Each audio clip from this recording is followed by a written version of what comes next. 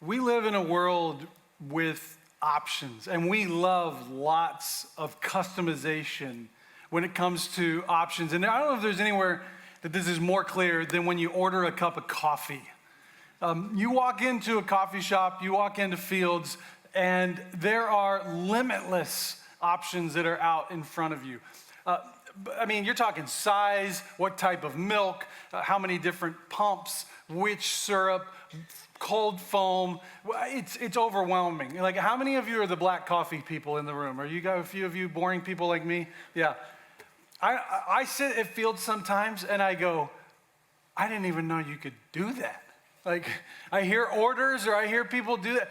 And so I'm often intrigued by some of these ideas that people come up with. Starbucks has said they have 170,000 drink combinations. When you walk in the store, you're going to choose one of 170. Now, it can't be 170 good combinations, but there's 170 combinations. I don't know. We love it, though. We love our coffee, and we love all the customization that comes with it. Maybe you're not a coffee person. Let me get into your world. There are burger places that do the same thing.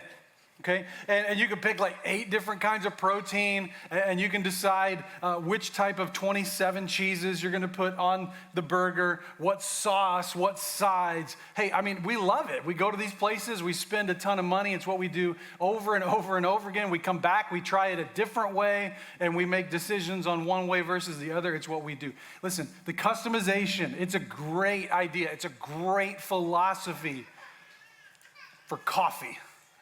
And maybe for burgers. But what's happened is that we've kind of embraced the same idea in a lot of other realms in life. And one of the places that we've kind of embraced this conversation, maybe even without knowing it, is in the area of our view of the world. How we see all things and all truth.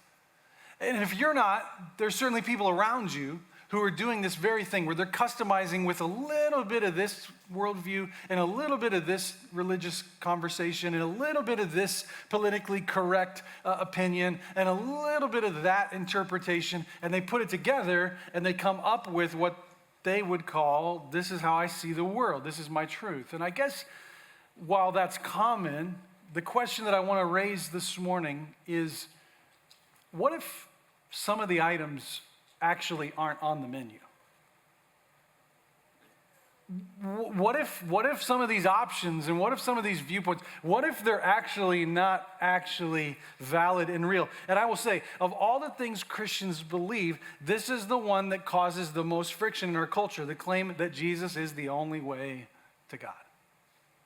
We've been in a series the last few weeks called Foundations, where we've been answering some of the foundational questions of the faith. How do I know that God exists? Is the Bible true and reliable? And this week, I want to tackle this conversation, this question: is Jesus the only way? In a world that prizes tolerance and inclusivity above almost everything else, that statement sounds arrogant. It sounds narrow. It sounds exactly like the kind of thing reasonable, open-minded people should reject. And so I want to take that on seriously and open up the dialogue, not dismiss it, but examine it. Because for me, here's the question that's underneath all the cultural discomfort. And this is, for me, the only thing that matters. Is the claim actually true? Is the claim actually true? Not, is it polite or is it comfortable, but is there good reason to believe it? So here's what we're going to do. Today, we're going to take a look at this claim that Jesus makes, that he is the only way. We'll look at it from a handful of angles. We're going to look at, what did he actually say, and what did he mean? Why this claim is maybe not as arrogant as it sounds, why all the other alternatives fail, and how the resurrection changes everything about how we understand it and the answer to this question. But first, let's look at what Jesus actually said. Historians of all backgrounds, no matter what they believe about God, of all backgrounds, historians will unite on this. Jesus was a real person who lived at a real time, who had real followers. He claimed, they say, all of them will admit this, that this man named Jesus claimed he was God. His followers believed he was God. He was crucified. He was buried in a tomb, and that hundreds of people claimed that they witnessed him alive after the resurrection. Historians of all stripes and of all backgrounds will acknowledge that. So what I want to do is I want to look at Jesus' own words from John chapter 14, the night before he goes to the cross. He's with the disciples, and John records this statement that's about as clear as it can possibly be. Jesus says, I am the way, the truth, and the life. No one comes to the Father except through me. I am the way, he says, not a suggestion or a preference. I am the road itself. I'm the truth, he says, not like a perspective or I offer an interpretation of truth. I am the truth in which all reality gets measured against. I'm the life, not a lifestyle upgrade, but the essence of actual real life. And then here comes the unavoidable exclusion part.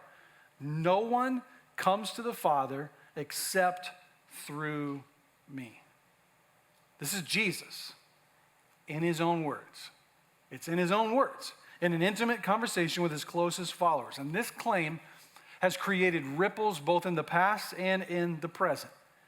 It flies in the face of the prevailing belief of this age. Just plug in the destination on your phone, in the Maps app, wherever you want to go, pick your route. Everybody's in the same boat. We're all heading to the same thing. We're all going to the same place. Jesus' words challenge the legitimacy of such an idea. How can all roads lead to heaven if one claims to be the only road? So when you look at Jesus in his own words, you see very clearly that Jesus did not leave middle ground for a polite place. He did not leave a polite middle ground for you to kind of see his life and his teaching through. He didn't leave room for that. He did not say, I'm a helpful guide or I'm one path among many. He made it the most exclusive claim that any religious figure has ever made. And he made it directly, he made it confidently, and he made it without apology. C.S. Lewis, when examining Jesus' claim, I think said it really, really well when he said, a man who said what Jesus said cannot simply be filed under the category of a good moral teacher. Someone who says, I'm the only way. I am the way, the truth, and the life, and no one comes to the Father except through me. Someone who says that cannot be placed in a category of a good moral teacher. And yet there are tons of people who see Jesus through that exact lens, and that's who he is to them. I like his teaching. I like what he stood for. I like the way he loved people. But a great moral teacher does not claim to be the only way to God. A great moral teacher does not claim to forgive sins.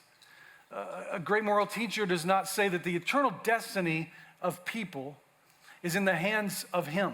And if they place their faith in him, that they will have a different response than if they don't. If a person said those things and they were not true, that person would either be deeply deceived or they would be deliberately deceptive.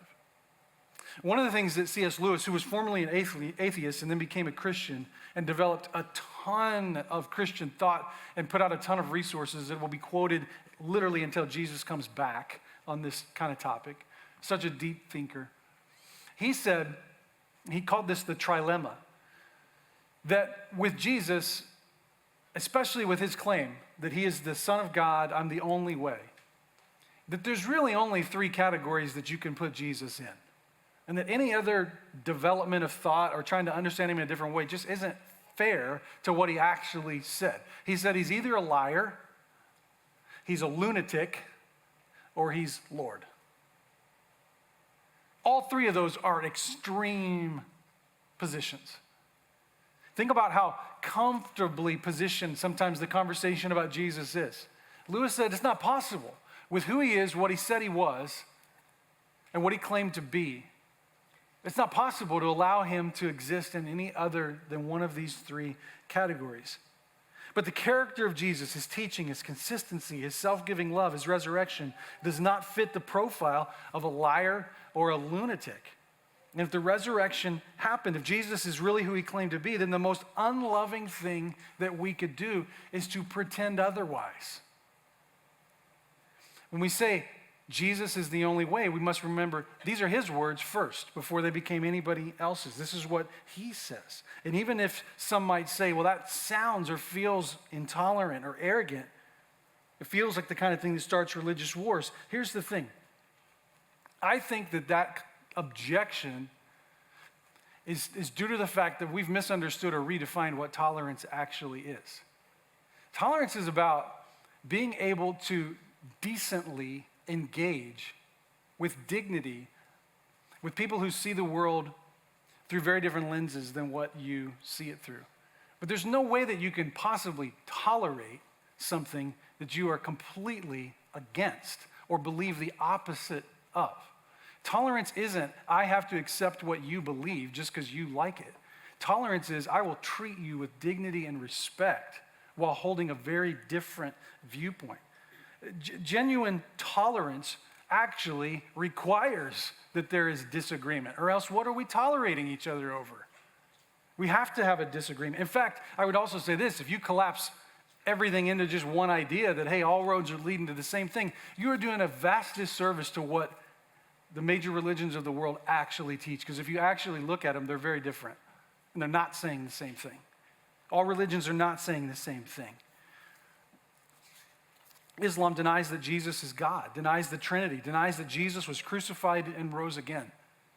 Guys, that's not like an asterisk or a footnote as it relates to the Christian faith. Like, those are the foundations. And so if you deny that, we're not the same. Buddhism does not affirm a personal God. The goal is extinguishing the self, the opposite of the Christian vision of personal relationship with God forever. Hinduism affirms this idea of a cyclical time and reincarnation, whereas Christianity shows a linear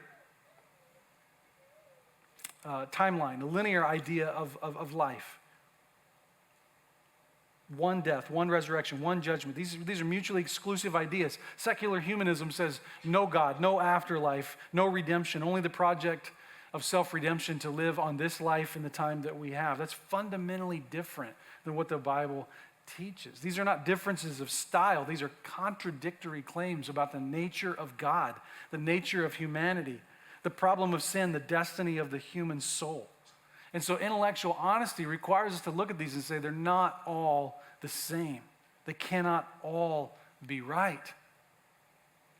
And yet still some say, well, the idea that Jesus is the only way is so arrogant, it's so exclusive. But here's the thing that often gets missed. I mean, it's not ethnically exclusive. It's not culturally exclusive. It's not socially exclusive. If I could borrow some terms from the Sermon on the Mount to make this point, the door is narrow, but it's wide open.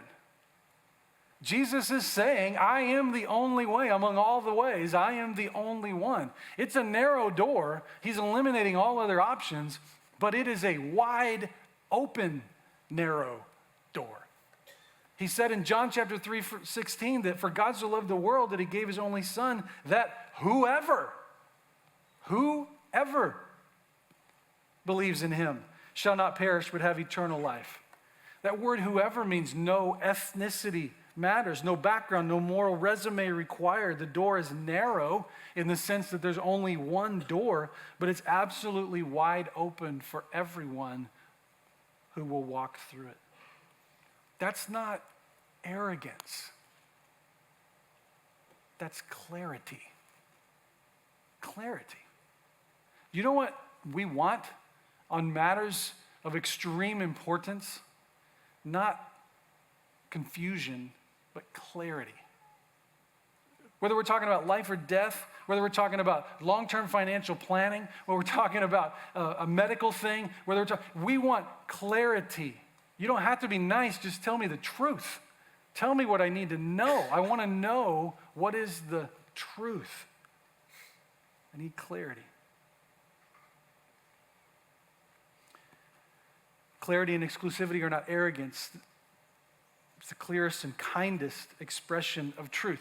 I mean, maybe it's not enough to say just that Christianity is exclusive, and clearly it is through Jesus' words. We have to honestly ask, what do the alternatives have to offer?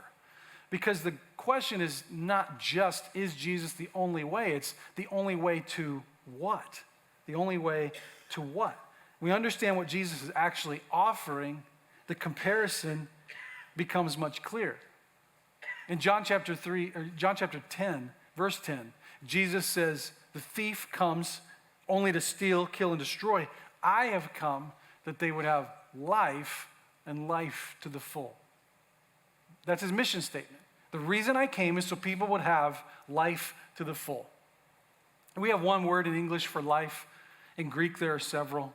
One is the root of it is the word bios. You can hear biology connected to it. It has to do with the physical nature and structure of the human body or of life itself. Another one is suke, our psychology words. This would connect to like the soul, understanding that we're not just bodies, there's a soul connected to us. The word that Jesus uses in John 10 when he says, I am the life, is a word called zoe. And it's a word that was used to describe the essence or the highest form of life. Maybe if I could say it this way in a sentence. Many people exist, bios, they have biological life. Not everybody lives. Not everybody truly lives. They may be here.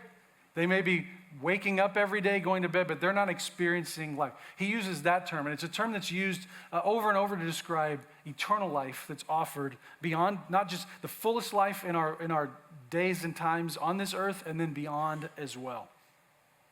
So here's what Jesus offers that nothing else can. No other world religion. Number one, forgiveness that is complete and final. This is important because every human being carries weight. Every human being carries the weight of things that they've done wrong, the things that they can't undo. Every one of you in this room is carrying something that you can't fix on your own. Things that you said that can't be unsaid, relationships that are broken that can't be fully repaired, choices that were made that have left a mark. And every worldview has to answer the question, what do you do with that weight? What do you do with that weight? Self-help just says, we'll do better next time. Philosophy says, accept what you can't change. Religion often says, perform more. That's what every world religion says. Perform more, do better, try harder. But Jesus says something completely different. And there's nowhere where what he says is more fully understood and seen than in his last words from the cross. As he gives his life and breathes his last, he does not say to the world, try harder or do better. He says a single word. He says, tetelestai. Tetelestai. It's an accounting term. It's an accounting term. It means paid in full. It would be like if I had a debt that I owed you. Let's just say it was a $1,000 debt, and I was paying it off in $100 increments, and you wrote down on a receipt that debt was $1,000, and every time I paid $100 to you, you'd cross it out, and then it became $900, and you'd cross it out, and underneath it became $800. And every payment, we were working down a debt. When the final payment was made, there would be a line or a mark or a stamp of some kind, and the words paid in full, tetelestai, would be written on that receipt. Those were Jesus' last words. And what he was saying is, I have paid in full your sin debt. I have paid for it. You can't earn it. You couldn't cover this cost. It was a debt higher than you could have ever comprehended, but I'm here to pay it for you. No other world religion has a self-substituting God who steps in a moment and says, what you've done wrong, I'm going to fix. And what I've fixed finally and forever. And you don't have to come back to it, but it's actually been dealt with. Second thing that Jesus offers that nothing else can is victory over death. Victory over death. Every worldview has to reckon with death. And most of them try to minimize it or reframe it or accept it as final. Buddhism offers release from the cycle of suffering. Secular humanism offers legacy. Stoicism offers a dignified acceptance. Jesus doesn't offer, Jesus does not offer a coping strategy for death.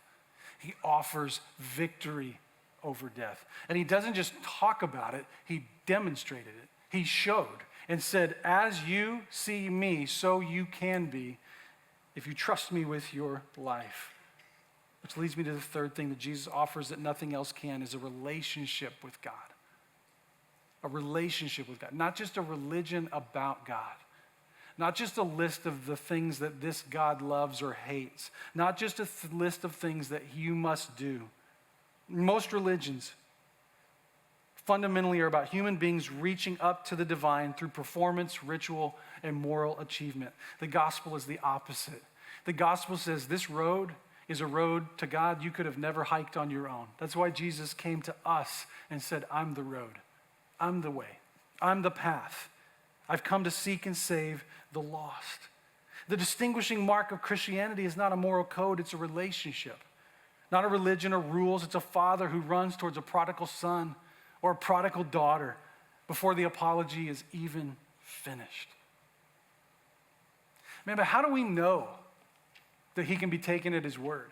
I mean, he says, I'm the way, the truth, and the life. No one comes to the Father except through me. How do we know that that is verifiably true?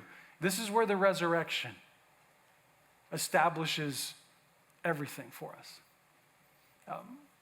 When we first were homeowners, Jamie and I, one of the things I had to learn really quickly, because we bought old home, it was the only thing we could buy in our budget, it was small, it needed a lot of work. I had to learn really quickly, what is a load-bearing wall? My dad knows everything about everything, and so when we move into a house, it's like, okay, we want to fix things, we want to change things, and there's like this, hey, can this wall be blown out? Like, can we just get rid of this so we could open this up? And so then the answer was no, because if we do, the whole house collapses. This wall is holding everything up. Guys, the resurrection of Jesus, it's the load-bearing wall. It's the load-bearing wall. If you take it out, everything falls down. The whole thing falls down. The load-bearing wall is that people, with their real eyes, saw something that shouldn't have happened, and that was that this man was alive. The resurrection is the load-bearing wall of the entire Christian faith. If he rose from the dead, his claims are vindicated, every one of them. If he did not rise, then none of it matters, and we should all go home. That's what Paul says in 1 Corinthians 15. If Christ has not been raised, your faith is futile, you're still in your sins. Paul is saying, test this. He's talking to people who could probably more realistically go investigate people who saw this with their own eyes. He's saying if the resurrection is false, walk away. But what he knew when he wrote it is the people that tried to verify it, all they found was more evidence that it happened, not the opposite. The evidence against it, a body, a witness recanting, or a credible alternative account would have ended the movement immediately. But instead, the movement spread with explosive force across the most hostile possible environment, which is why Paul triumphantly says, but Christ has indeed been raised from the dead, the first fruits of those who have fallen asleep. No other religious founder made a claim about themselves as God, and no other religious founder has an empty tomb and eyewitnesses of seeing them alive after death. Buddha died approximately 80 years old. His followers buried him and set up relics to venerate him. Muhammad died in 632 AD. His tomb is in Medina. It's a place of pilgrimage still to this day, but he is still in that tomb. Confucius died around 479 BC. Moral philosopher, never claimed to be divine. Joseph Smith, I grew up 20 minutes away from where Joseph Smith was shot and then buried. A lot of times you think about Utah and Mormons, but actually he came over to Illinois.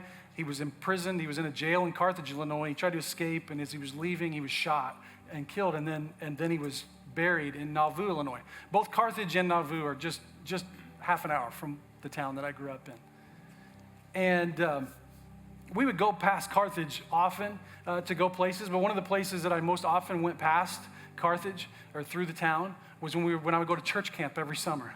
Church camp to go celebrate Jesus. Every time we would drive past, go through Carthage, we would drive past the Carthage jail. It's now a historical site. It's got a fence around it. And it's the place where he was shot and killed. And every time we would drive past it, I mean, I'll tell you, I was a teenager, irreverent thought, but this is what I thought. Sucks to be you. Because that's what you say.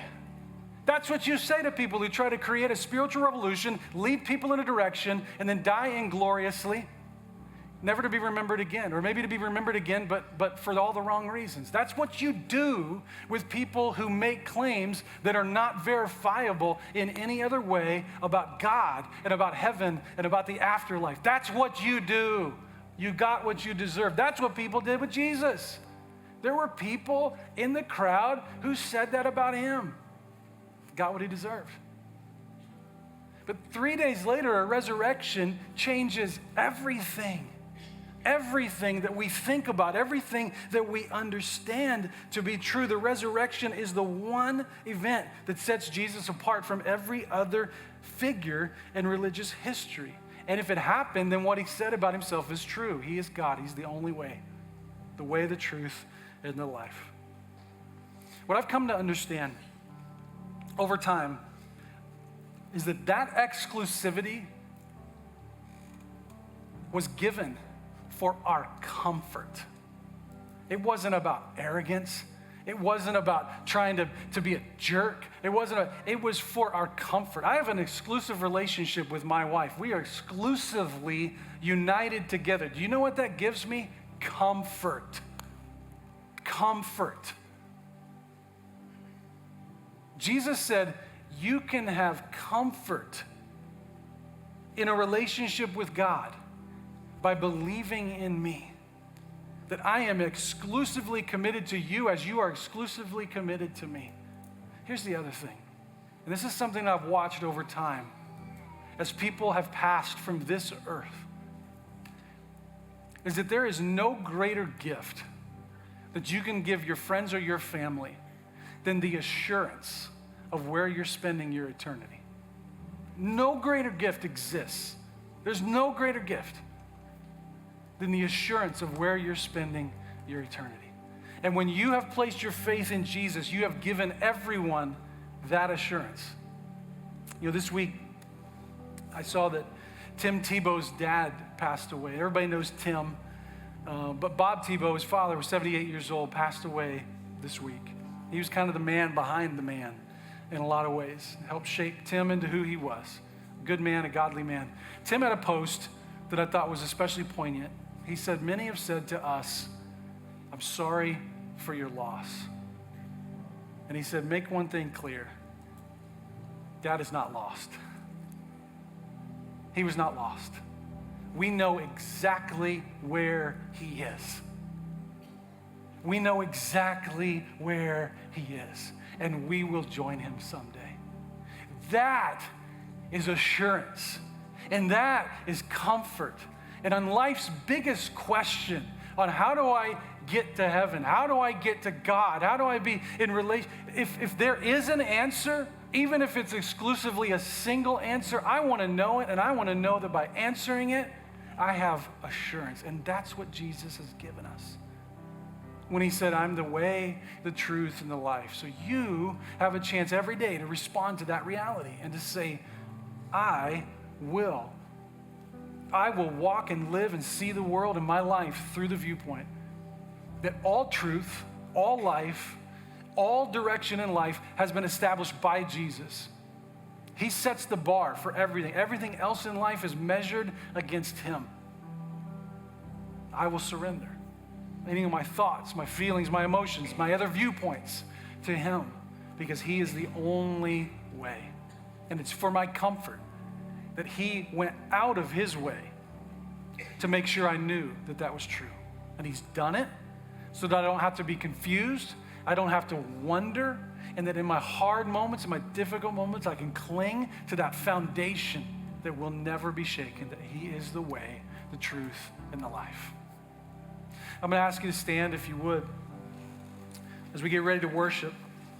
If there's a response or a readiness to take a step towards Jesus in this moment, I want to invite you to begin that right now, just by joining me in a prayer and just asking God, as he's starting to move just start revealing those next steps. We'll talk about those later in the service, how to follow through if God's doing something in your heart right now. But just join me if you would. God, we